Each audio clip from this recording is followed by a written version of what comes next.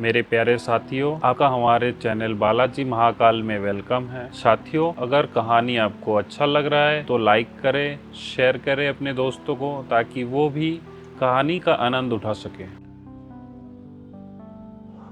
Episode 776 red set तलवार चाल। असीम स्वर्ग तलवार कला का आविष्कार पैलेस मास्टर प्रेमचंद ने किया था। विपिन को नहीं पता था कि यह गुप्त कौशल किस तरह का है। वह केवल इतना जानता था कि यह शक्तिशाली है। असीम स्वर्ग तलवार कला के 7 चाल शामिल थी और प्रत्येक चाल पिछली चाल से अधिक मजबूत। पहली चाल तो पहले से ही भयानक थी, लेकिन दूसरी चाल उससे कई गुना ज़्यादा भयानक। तीसरी चाल स्वाभाविक रूप से दूसरी चाल से अधिक भयानक थी। विपिन 100 वर्षों तक श्वेत क्षेत्र में रहे। उसके तलवार सिद्धांत ने सफलता हासिल की थी और असीम स्वर्ग तलवार ने भी सफलता हासिल की थी। वह तीसरी चाल में पहले ही महारत हासिल कर चुका था। तीसरी चाल में भारी मात्रा में आध्यात्मिक शक्ति खर्चा हो गई। एक बार जब विपिन ने इसे प्रदर्शित किया तो इससे उसकी आध्यात्मिक शक्ति का 40% खर्च हो जाएगा। जब तक की आवश्यकता ना हो वह इसे प्रदर्शित नहीं करेंगे। लेकिन अब वह केवल 3 राक्षसों को हराने के लिए इस चाल का सहारा ले सकते हैं। इस समय विपिन की 15 मीटर की आकृति अपनी लंबी तलवार पर टिकी हुई थी। उसके हाथ में एक विनाशकारी शक्ति इकट्ठा हो रही थी।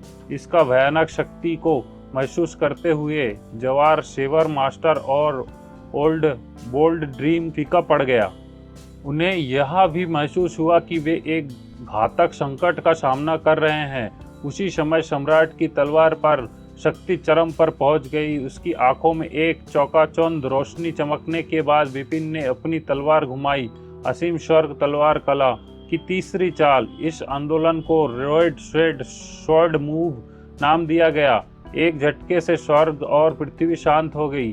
बाद एक अष्टक तलवार की छाया एक लहर की पूरी तरह आकाश को कवर करती हुई निकली।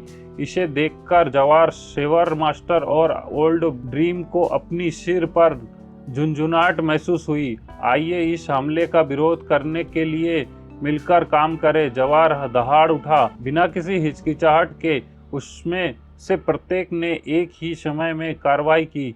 जवार ने भी अपनी सबसे मजबूत चाल प्रदर्शित करने के लिए अपने लंबे डंडे को हिंसात्मक तरीके से लहराया। तभी 10,000 फीट लंबे वार्निंग ड्रैगन ने हमला बोल दिया।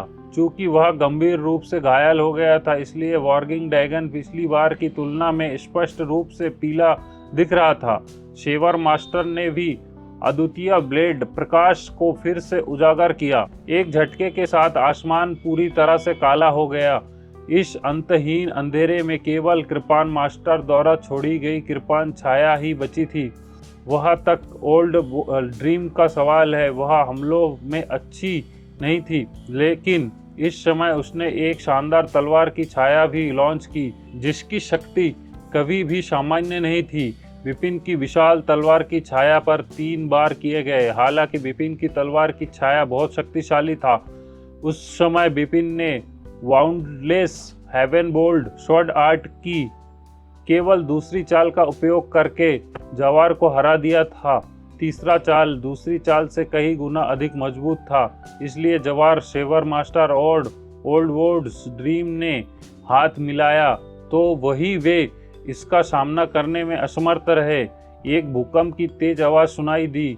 ऐसा लग रहा था मानो शून्य विस्फोट हो गया है। इसके बाद तेज लहरें बाहर की ओर फैल गई और युद्ध के मैदान के केंद्र में जवार, सेवर मास्टर और ओल्ड ड्रीम में से प्रत्येक ने एक और खून थोक उसके शरीर तोप के गोलों की तरह पीछे की ओर उड़ गया। विरासित तिरंग शक्ति के कारण तीनों विशेषज्ञ को पीछे हटते समय अधिक चोट लगी। जवार को सबसे अधिक चोट लगी। विपिन से अकेले लड़ते समय वह पूरी तरह घायल हो गया था। उसकी चोटें अभी भी प्रहार के कारण खराब हो गई थी, इसलिए वह तरंग शक्ति का सामना करने में असमर्थ था। जवार के शरीर के कई जोड़ एक साथ टूट गए, जिससे उसके शरीर पर कई छिद्र हो गए। उसकी एक भुजा को भी बेरहमी से काट दिया गया। हमले में शेवर मास्टर और ओल्ड ड्रीम भी गंभीर रूप से घायल हो गए। हालांकि जवार से थोड़ा बेहतर था। जब वे बुरी तरह घायल हो गए तो विपिन तुरंत छाया में बदल गए और आगे बढ़ गए। उसकी निगाहें बर्फीली ठंडी थी और वह जवार को घातक दृष्टि से देख रहा था। वह उन सभी को मारना चाहता था, लेकिन वह सबसे ज्यादा जवार को मारना चाहता था। इसके अलावा जिस किसी को भी सबसे अधिक चोट लगी होगी उसे मारना सबसे आसान होगा। विपिन का पहला लक्ष्य स्वाभाविक रूप से जवार था। इससे पहले कि जवार अपना संतुलन संभाल पाता, विपिन उसके सामने आ गया। विपिन ने गुप्त कौशल का अपनी सबसे तेज चाल, इससे एक शानदार तलवार की रोशनी अचानक जल उठी। मारना विपिन का हत्या करने का इरादा आसमान छू रहा था और उसकी आंखों में निर्ममता की झलक दिखाई दे रही थी। जवार के सिर की ओर तलवार की तेज रोशनी का वार। जवार समय पर प्रतिक्रिया करने के लिए बहुत कमजोर था, इसलिए वह केवल इसे करीब और करीब आते हुए देख पा रहा था। जवार ने अपनी आंखें नहीं फैलाई और उदास चीख निकली। दर्शक की निगाहें मुकाबले पर टिकी रही। उन्हें आश्चर्य हुआ कि क्या क्लाउडसी ऑशगार्ड के महान बुजुर्ग सचमुच इसी तरह मरेंगे।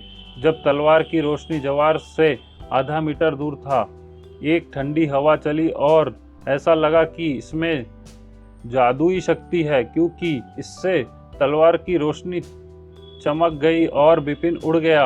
विपिन को अपना रुख संभालते से पहले लगभग 100 मीटर पीछे हटने के लिए मजबूर होना पड़ा। उसने अपनी आंखें सिकोड़ ली और जल्द ही अपने सामने शून्य की ओर देखा। दूसरे विशेषज्ञ भी सिर उठाकर उस ओर देखने लगे। उन्हें एक आकृति को धीरे धीरे क्षितिज की ओर आते देखा। उसके हाथ उसकी पीठ के पीछे था। उस व्यक्ति ने सफेद पवित्र वस्त्र पहना हुआ था और उसके सुंदर लेकिन भयानक दिखाने वाले चेहरे पर तलवार के आकार की 2 भौहें थी। जब वह कदम पर कदम आगे बढ़ रहा था तो वह शांत था। वह धूप में नहाया हुआ था और ऐसा लग रहा था मानो वही किसी दूसरे दुनिया से आया हो। वह मौजूद सभी लोग उसे घूरे बिना नहीं रह सके। उसने एक शब्द भी नहीं कहा। उसने बस उसकी ओर चलना था, लेकिन फिर भी उसने सभी का पूरा ध्यान अपनी ओर आकर्षित कर लिया। आखिरकार वह जवार के पास रुका। पूरा इलाका एकदम खामोश हो गया। एकमात्र चीज जो शांत नहीं था वह शायद उग्र भगवान थी, जिन्हें हर कोई छुपा रहा था। जवार जो बाल बच गया था, उसने भी उसकी ओर देखा और आंखों में बड़ी खुशी के साथ उसने तुरंत उस आदमी को प्रणाम किया। पैलेस मास्टर को मेरा सम्मान अर्पित करे। अध्याय 777 बादल सागर असगड रतन। पैलेस मास्टर को मेरा सम्मान अर्पित करें। जब्बार की आवाज में बेहद सम्मान था, लेकिन उससे भी ज्यादा जुनून था। उनकी आवाज पूरे इलाके में गूंज उठी। इससे एक पल में हंगामा मच गया। Palace master. इस दुनिया में केवल एक ही व्यक्ति था जो संभवतः पैलेस मास्टर हो सकता था, जिसे जबर द ग्रेट एल्डर बुला रहा था। ये क्लाउड सी के पैलेस मास्टर असगार्ड रतन थे, जो दाव मास्टर के स्तर तक पहुंच गए थे। क्लाउड सी असगार्ड के पैलेस मास्टर। भगवान। एक दाव मास्टर व्यक्तिगत रूप से यहाँ आए थे। एक दाव मास्टर। हालांकि मैं शाश्वत क्षेत्र में पहुंच गया हूँ, लेकिन यह मेरी पहली बार है जब मैं एक महान दाव मास्टर से मिल रहा हूँ। नवागत की पहचान जानने के बाद नवागत पर मौजूद जानकारों की निगाहें गर्म हो गईं। दाव मास्टर। ये 2 सरल शब्द फर्मामेंट टेरिटरी में सर्वोच्च गरिमा का प्रतिनिधित्व करते हैं। ये शाश्वत क्षेत्र में सर्वोच्च अस्तित्व था। अनंत क्षेत्र के विशेषज्ञों को फर्मामेंट क्षेत्र में वास्तविक विशेषज्ञ माना जाता था। हालांकि विशाल अनंत विश्व में जब तक वे चरण 5 या चरण 6 के शिखर पर नहीं पहुंचते थे, उनकी ताकत को औसत दर्जे का माना जाता था। जहां तक दाव मास्टर्स की बात है, चाहे वे कहीं भी हों, वे वास्तविक सर्वोच्च विशेषज्ञ थे। शाश्वत विश्व में 4 लोग थे: गगनचुंबी क्षेत्र, दिव्य क्षेत्र, शाश्वत क्षेत्र और दाव मास्टर, जिनमें से दाव मास्टर को प्रथम स्थान दिया गया था। इस दुनिया में दाव मास्टर दुर्लभ थे और उनमें से प्रत्येक के पास अविश्वसनीय कौशल थे। फर्मेट टेरिटरी में केवल 4 ज्ञात दाव मास्टर थे। बादल सागर के पैलेस मास्टर, अमर राजवंश के असगार्ड सम्राट, असीम दानव संप्रदाय के मास्टर और प्राचीन संप्रदाय के संप्रदाय मास्टर, ये 4 प्रसिद्ध दाव मास्टर्स थे। निसंदेह प्राचीन संप्रदाय के इतिहास में 3 अन्य दाव मास्टर्स भी थे, लेकिन वे बहुत समय पहले फर्मेट टेरिटरी छोड़ चुके थे और कई वर्षों तक दिखाई नहीं दिए थे। और आज 4 दाव मास्टर्स में से एक रतन व्यक्तिगत रूप से आए हैं। इसमें कोई आश्चर्य नहीं था कि अन्य विशेषज्ञ इतने हैरान थे। क्लाउडसी असगार्ड के पैलेस मास्टर बिपिन ने भी अपनी भौहें कसकर सिकोड़ लीं। ये वास्तव में आश्चर्यजनक था कि वह जबर सेबर मास्टर और ओल्ड वेडो ड्रीम को हराने में सक्षम था। उसकी ताकत इतनी मजबूत थी कि शाश्वत क्षेत्र में कोई और नहीं था जो उसके गुरु प्रेमचंद के अलावा उसका प्रतिद्वंद्वी बनने के योग्य हो। लेकिन चाहे वह कितना भी शक्तिशाली क्यों न हो, उसके लिए दाव मास्टर से लड़ना असंभव था। एक शाश्वत क्षेत्र विशेषज्ञ और एक दाव मास्टर के बीच एक बड़ा अंतर था। रतन अपनी पीठ के पीछे हाथ रखकर खड़ा था और जबर उसके पीछे सम्मानपूर्वक खड़ा था। रतन ने अपनी तीव्र दृष्टि से बिपिन की ओर देखते हुए उदासीन भाव धारण कर लिया। बेटा, तुम प्रेमचंद के निजी शिष्य हो? बिपिन, ठीक है, रतन ने सपाट स्वर में पूछा। बिपिन ने मुस्कुराते हुए जवाब दिया, मुझे उम्मीद नहीं थी कि पैलेस मास्टर ऑफ क्लाउडसी असगार्ड किसी को नहीं जानता। यह मेरे लिए बहुत सम्मान की बात है। इस सर्वोच्च विशेषज्ञ का सामना करने पर बिपिन अभी भी शांत दिख रहे थे। साथ ही उन्होंने अपनी आध्यात्मिक शक्ति को पुनः प्राप्त करने में मदद करने के लिए अपनी इंटरस्पेशियल रिंग से कुछ अमृत भी लिया। हालांकि वह भविष्यवाणी नहीं कर सकता था कि क्या होने वाला है, लेकिन वह जानता था कि बेहतर होगा कि वह अपनी ताकत बनाए रखे। हे प्रेमचंद के निजी शिष्य, आकाश क्षेत्र में सबसे स्वर्ग विरोधी दैवीय क्षेत्र के विशेषज्ञ आप कोई नहीं है? रतन लड़के को विचित्र दृष्टि से देखते हुए मुस्कुराया। एक दिव्य क्षेत्र विशेषज्ञ ने अनंत क्षेत्र के चरण 4 में 3 विशेषज्ञों को हरा दिया और मेरे महान बुजुर्ग जबर को लगभग मार डाला। आप अद्भुत हैं।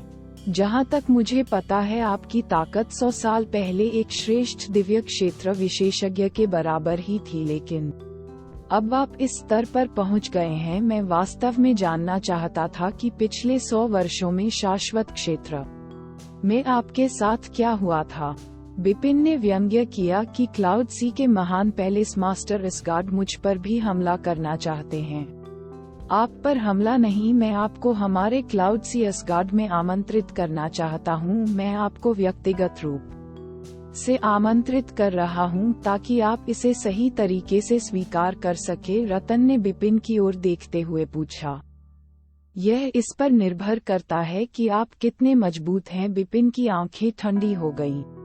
ओह, रतन ने भौहें चढ़ा लीं। ये सुनकर दर्शक बहुत आश्चर्यचकित हो गए। क्लाउडसी के पैलेस मास्टर असगार्ड, एक दाव मास्टर, भी इस दिव्य क्षेत्र के लड़के पर हमला करने जा रहे हैं।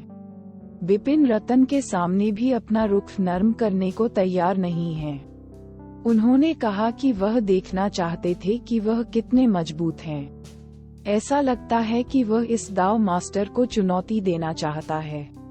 ये सोचकर अन्य विशेषज्ञ स्तब्ध रह गए।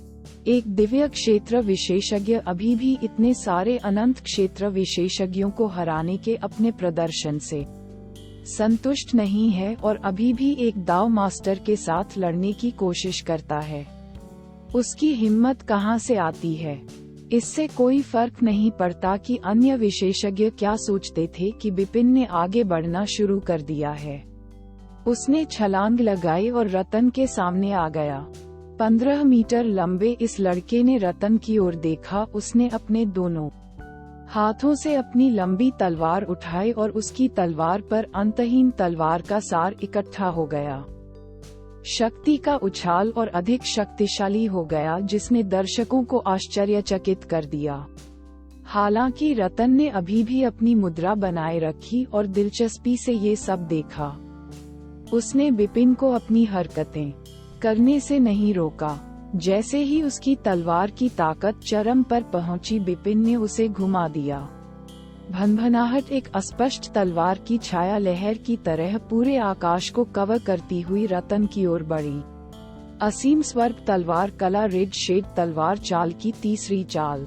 उसने वास्तव में एक चाल चली।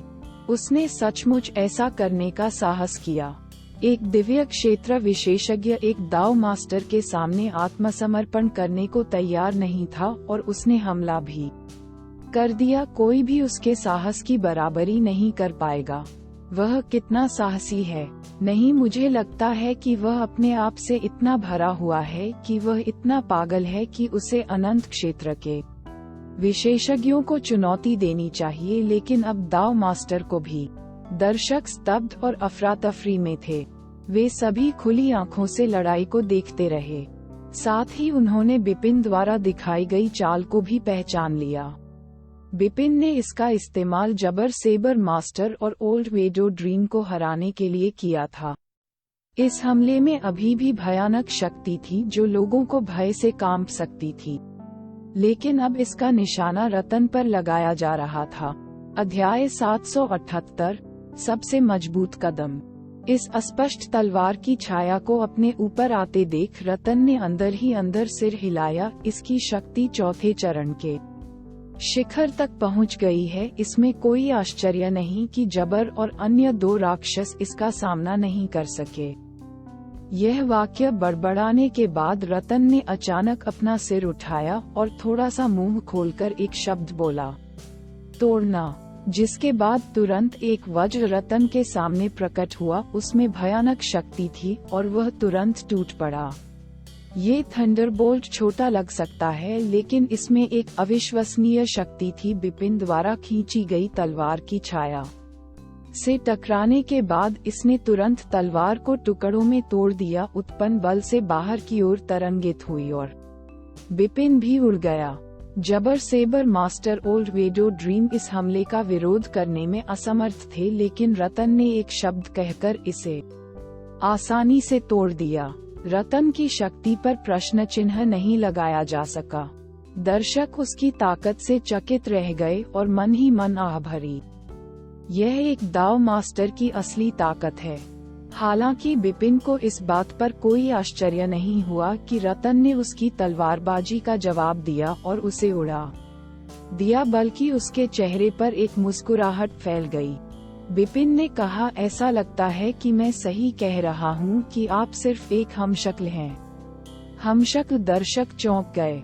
उनके सामने रतन एक हमशक्ल था। एक हमशक्ल बिपिन के शक्तिशाली प्रहार को इतनी आसानी से नष्ट कर सकता था। आपके पास न केवल महान प्रतिभा है, बल्कि आपकी आंखें भी अच्छी हैं, हमशक्ल ने फीकी मुस्कान के साथ उत्तर दिया। आखिरकार रतन एक दाव मास्टर था। उसके लिए एक दैवीय क्षेत्र विशेषज्ञ से निपटने के लिए व्यक्तिगत रूप से आना अनावश्यक था, इसलिए उसने अपने हमशक्ल को यहाँ भेजा। हालांकि हमशक्ल की ताकत मूल शरीर से बहुत कम थी, लेकिन रतन ने सोचा कि यह बिपिन के खिलाफ लड़ने के लिए काफी मजबूत था। जैसा कि मुझे उम्मीद थी, बिपिन मुस्कुराया। जब उन्होंने रतन को देखा तो उन्हें तुरंत संदेह हो गया कि यह उनका मूल शरीर नहीं है, चाहे इसकी आभा कितनी भी असामान्य हो या इसकी ताकत कितनी भी भयानक क्यों न हो। यही कारण था कि उसने रतन को चुनौती देने का साहस किया। यदि उसका प्रतिद्वंद्वी रतन का मूल शरीर होता तो बिपिन इतना मूर्ख नहीं होता कि एक दाव मास्टर से लड़ सके। एक हमशक्ल का सामना करते हुए उसके पास अपने तुरुप के पत्ते खेलकर जीतने का अवसर हो सकता है। रतन ने फीकी मुस्कान के साथ कहा, मैं वास्तव में हमशक्ल हूँ। हालांकि मेरे पास मूल शरीर की ताकत केवल 10% से भी कम है, लेकिन यह आप जैसे छोटे आदमी पर हमला करने के लिए पर्याप्त होनी चाहिए। आओ और प्रयास करो। बिपिन ने अपनी आंखें सिकोड़ लीं और सोचा कि उसने जो कहा वह सच है। उसके हमशक्ल के पास उसकी ताकत का 10% से भी कम है, लेकिन वह अभी भी एक दाव मास्टर है। आखिरकार उसकी 10% ताकत भी अनंत क्षेत्र आई के चरण 4 के विशेषज्ञ से कहीं बेहतर है। मैं निश्चित नहीं हूँ कि वह 5वें या 6ठे चरण पर है। इससे कोई फर्क नहीं पड़ता कि वह अब किस क्षेत्र में है। मैं असीम स्वर्ग तलवार कला के केवल तीसरे आंदोलन का उपयोग करके उसे नहीं हरा सकता। केवल एक ही चाल है जो मुझे उसके खिलाफ लड़ने में मदद कर सकती है। ये सोचते सोचते उसकी आंखें चमक उठी। फिर वह चला गया। बिपिन की 15 मीटर की आकृति हाथ में 10 मीटर लंबी सम्राट तलवार के साथ शून्य में खड़ी थी। हालांकि उसने अपना हाथ लहराया और अपनी तलवार को म्यान में वापस ले लिया। ये दृश्य देखकर दर्शक चौंक गए। उसने अपनी तलवार वापस ले ली।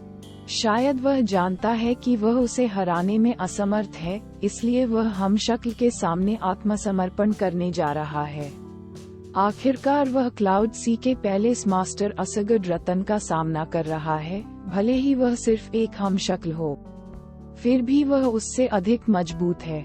उसके सामने आत्मसमर्पण करना कोई आश्चर्य की बात नहीं है, लेकिन अगर वह लड़ने जाता है तो ये केवल उसके सिर पर अपमान लाता है। दर्शकों ने आह भरी। उनकी नजर में बिपिन तलवार सिद्धांत में पारंगत था, क्योंकि उसने अपनी लंबी तलवार वापस ले ली थी, इसलिए वह निश्चित रूप से दोबारा हमला नहीं करेगा। हालांकि अपनी तलवार वापस लेने के बाद बिपिन का युद्ध का इरादा और भी मजबूत हो गया। वह हत्या के इरादे से वहां खड़ा था। उसने अपनी दाहिनी मुट्ठी भींच ली और खुद की छाती पर जोर से मुक्का मारा। काश! उसने मुंह में ताजा खून उगला जिसमें काले सोने की झलक थी, जिसके बाद उसने खून को अपने हाथ में कसकर पकड़ लिया और अचानक एक अजीब सी ऊर्जा उमड़ पड़ी। बिपिन ने हमशक्ल को घूरकर देखा। अचानक उसने खून से सने हाथ से उसकी दिशा की ओर इशारा किया।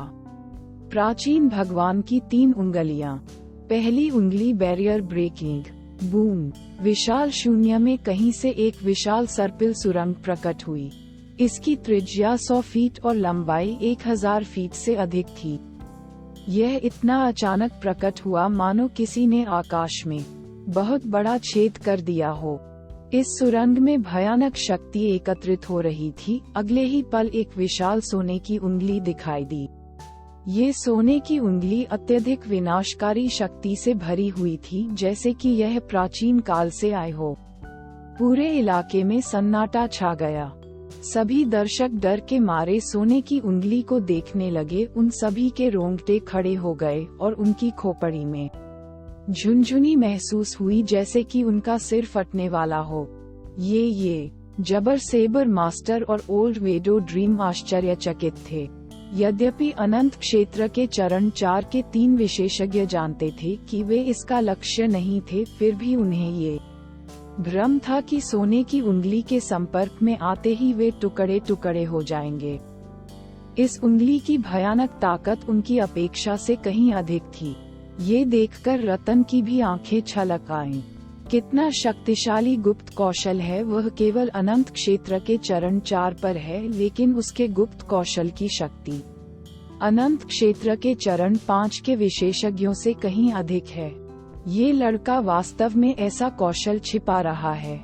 कई लोगों के मन में यही सवाल था। बिपिन ने अपनी अतुलनीय स्वर्ग विरोधी ताकत दिखाई थी। उन्होंने अपनी अविश्वसनीय तलवारबाजी के माध्यम से जबर सेबर मास्टर और ओल्ड वेडो ड्रीम को पीछे हटने पर मजबूर कर दिया था। उनके रेड शेड स्वॉर्ड मूव ने अन्य सभी शाश्वत क्षेत्र विशेषज्ञों को आश्चर्यचकित कर दिया था। लेकिन किसने सोचा होगा कि बिपिन अभी भी अधिक शक्तिशाली और भयानक कौशल प्रदर्शित करने में सक्षम था। अध्याय 779 बाधाओं को तोड़ने की शक्ति। विशाल सोने की उंगली स्पष्ट रूप से रेड शेड स्वॉर्ड मूव से कहीं अधिक मजबूत थी। ये प्राचीन भगवान की 3 उंगलियों में से पहली उंगली थी। खुद बिपिन के अलावा कोई नहीं जानता था कि उनकी वर्तमान सबसे मजबूत चाल उनके द्वारा बनाई गई गुप्त कौशल नहीं थी और न ही यह असीम स्वर्ग तलवार कला थी, बल्कि यह प्राचीन देव कबीले का अत्यंत अद्वितीय कौशल था, जो उन्होंने प्राचीन देवता बनने के बाद अपनी विरासत में मिली स्मृति से प्राप्त किया था। प्राचीन भगवान की 3 उंगलियां। पहली उंगली में बाधाओं को तोड़ने की शक्ति थी, दूसरी उंगली में तारों को बुझाने की शक्ति थी, तीसरी उंगली में दुनिया को चकनाचूर करने की ताकत थी। ये प्राचीन देव कबीले की विरासत में मिली स्मृति का सबसे मजबूत कौशल था। बिपिन इतने लंबे समय तक प्राचीन देव कबीले में रहे थे, लेकिन उन्होंने कभी नहीं सुना था कि अन्य कुलों के लोगों को प्राचीन देवता में बदलने के बाद विरासत में मिली स्मृति प्राप्त हुई थी। अपने शाही वंश के कारण बिपिन ने खुद विरासत में मिली स्मृति के एक हिस्से को जागृत किया था और प्राप्त किया था। प्राचीन भगवान की 3 उंगलियां। केवल प्राचीन देवता ही इस कौशल को प्रदर्शित करने के योग्य थे, जिसे करना बेहद कठिन था। फर्स्ट फिंगर में महारत हासिल करने से पहले बिपिन ने इस कौशल का अध्ययन करने में बहुत समय और ऊर्जा खर्च की थी। हालांकि एक सितारा प्राचीन देवता के रूप में वह इसे मुश्किल से ही कर सका। इसके अलावा ये कौशल काफी मात्रा में आध्यात्मिक शक्ति और रक्त शक्ति को समाप्त कर देगा, इसलिए इसे प्रदर्शित करने के लिए उसे अपने सार रक्त का एक हिस्सा थूकना पड़ा। उनके इस प्रहार ने सभी को हिला कर रख दिया। इस विशाल सोने की उंगली की शक्ति से रतन भी आश्चर्यचकित थे। इसके बावजूद उनका इरादा इससे बचने का नहीं था। विशाल सोने की उंगली को अपनी ओर बढ़ता देख रतन ने गुर्राया और अचानक एक मुक्का जड़ दिया। बूम! एक तेज आवाज सुनाई देने के बाद शून्य के उस हिस्से में एक अंतरिक्ष दरार दिखाई दी जहां दोनों टकराए थे। यह एक मकड़ी के जाल की तरह था जो कुछ फीट तक फैल गया था। दर्शक भयभीत हो गए। अंतरिक्ष में दरार, ये कैसे संभव है? भगवान! प्राचीन विश्व में अंतरिक्ष में दरारें देखना आम बात थी। किसी प्रतिभाशाली गगनचुंबी क्षेत्र विशेषज्ञ के किसी भी हमले से ऐसी घटना हो सकती थी। हालांकि यह शाश्वत संसार था, वहां का स्थान प्राचीन विश्व के स्थान से कहीं अधिक स्थिर था। एक सामान्य स्थिति में भले ही दर्जनों या 100 शाश्वत क्षेत्र विशेषज्ञ अपनी पूरी ताकत से लड़ें, वे अंतरिक्ष में दरार लाने में असमर्थ होंगे। लेकिन अब बिपिन की उंगली और रतन के मुक्के के बीच आमने सामने की टक्कर ने वास्तव में अंतरिक्ष दरारों को दर्जनों फीट के दायरे में फैला दिया। उनके हमले कितने शक्तिशाली थे! हुश! बिपिन, जो एक सुनहरी छाया में बदल गया था, टूटते तारे की तरह पीछे की ओर फेंका गया। वह 1000 फीट पीछे चला गया और अपनी स्थिति में वापस आने से पहले उसने कई पहाड़ियों को तोड़ दिया। दूसरी ओर रतन अभी भी शांत था। प्रभाव की प्रबल शक्ति ने उसे केवल एक कदम पीछे डगमगाने पर मजबूर कर दिया। हालांकि यह केवल एक कदम था, फिर भी दर्शक सदमे में थे। पीछे हटना उसने वास्तव में रतन को पीछे हटने के लिए मजबूर किया। ये सिर्फ एक कदम था, लेकिन ऐसा हुआ। ये अविश्वसनीय, ये बिल्कुल अविश्वसनीय है। कई विशेषज्ञों ने इस पर आश्चर्य व्यक्त किया। रतन के चेहरे पर उदासी छा गई। ये एक कदम उनके लिए बहुत बड़ा अपमान था। लड़के, मैंने तुम्हें कम आंका था। मुझे उम्मीद नहीं थी कि तुम्हारे अद्भुत तलवार सिद्धांत गुप्त कौशल के अलावा तुम्हारे पास अधिक शक्तिशाली उंगली तकनीक गुप्त कौशल होगा। न केवल ये शक्तिशाली था, इसमें रक्त रेखा शक्ति का एक हिस्सा भी शामिल है। अगर मैं सही हूँ तो तुमने इसे प्राप्त किया है। दानव देव कबीला सही है। हम द डेमन गॉड क्लैन वास्तव में एक बड़ा खजाना है। उनके पास वास्तव में इस तरह के शक्तिशाली गुप्त कौशल हैं। रतन आंखों में बुखार का भाव भरकर बोला। ये भी सामान्य था। क्लाउडसी असगार्ड में कई गुप्त कौशल थे, लेकिन उनमें से कोई भी बिपिन द्वारा प्रकट किए गए कदम से तुलनीय नहीं था। इसलिए रतन ने स्पष्ट रूप से इस शक्तिशाली गुप्त कौशल की लालसा की। बिपिन की हालत बहुत खराब थी। उनका चेहरा पीला पड़ गया था और उनके मुंह के कोने खून से लथपथ थे। उनकी आभा भी गंभीर रूप से कमजोर हो गई थी। पहली उंगली ने उसकी सारी आध्यात्मिक शक्ति खत्म कर दी, इसलिए उसके पास लड़ने की ताकत नहीं रही।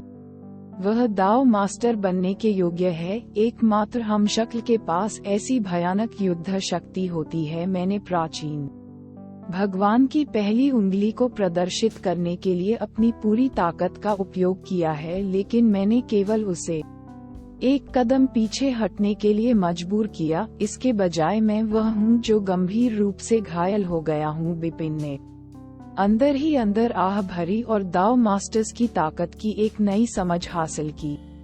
एक दाव मास्टर वास्तव में भयानक था। यदि कोई हमशक्ल इतना डरावना होता तो कौन जानता था कि रतन का मूल शरीर कैसा होगा।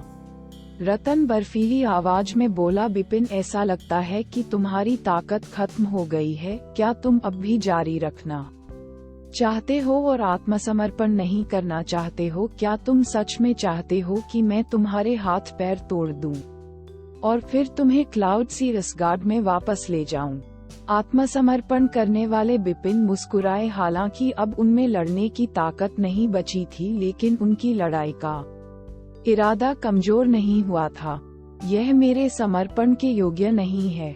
बोलते बोलते बिपिन ने एक वस्तु निकाली। वह एक मुरझाया हुआ पीला पत्ता था। यह मुरझाया हुआ पत्ता सामान्य लग रहा था, लेकिन अन्य सभी विशेषज्ञों को लगा कि यह कुछ असाधारण है। वह क्या है? एक मुरझाया हुआ पत्ता नहीं, यह असामान्य दिखता है। हालात तो ऐसे हो गए हैं कि क्या बिपिन के पास अब भी तुरुप का इक्का है? दर्शकों ने अपनी आंखें फैलाईं और दृश्य को देखते रहे। बिपिन ने इस मुरझाए हुए पत्ते को पकड़ लिया और गंभीर मुस्कान के साथ रतन की ओर देखा। रतन का हमशक्ल मूल शरीर से बहुत हीन है, लेकिन इसे एक साथ रखने से आपको निश्चित रूप से बहुत अधिक कीमत चुकानी पड़ेगी। तो क्या रतन अब भी शांत थी? हे, चूंकि यह मामला है, मैं आज हमशक्ल को मार डालूंगा। बिपिन ठंडे स्वर में हंसा। अध्याय 780 मुरझाया हुआ पत्ता। मुरझाया हुआ पीला पत्ता सामान्य लग रहा था, लेकिन वास्तव में ये बिपिन का सबसे मजबूत तुरुप का पत्ता था। यह उन्हें अग्रज प्रेमचंद से प्राप्त हुआ। बिपिन के पास इंपीरियल ब्लड लाइन थी, जो प्राचीन देव कबीले के लिए बहुत मायने रखती थी।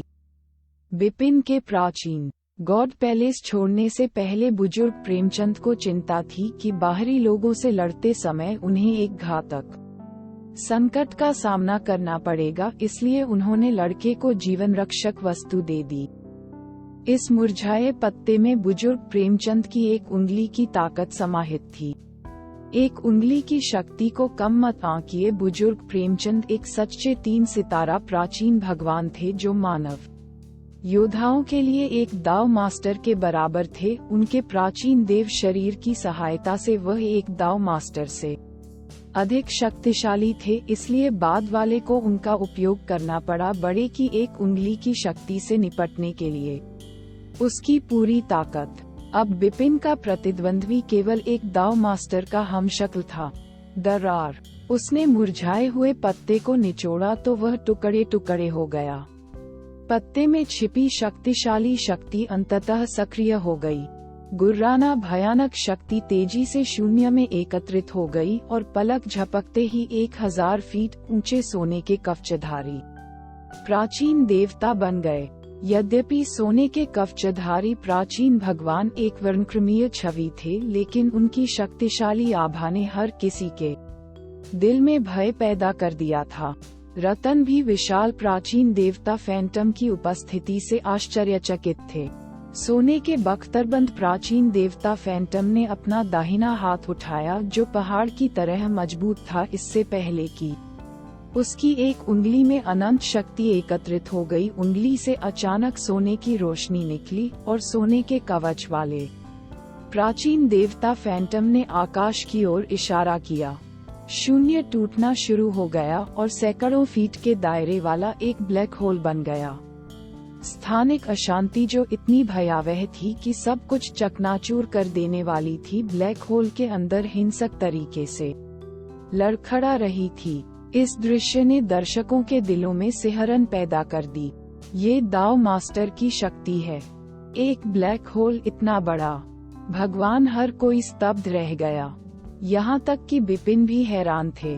उन्होंने महसूस किया था कि रतन के साथ लड़ते समय दाव मास्टर कितने शक्तिशाली थे, लेकिन अब जब उन्होंने बड़े प्रेमचंद की आक्रामक शक्ति का इस्तेमाल किया तो उन्हें अंततः एहसास हुआ कि दाव मास्टर की ताकत उनकी कल्पना से परे थी।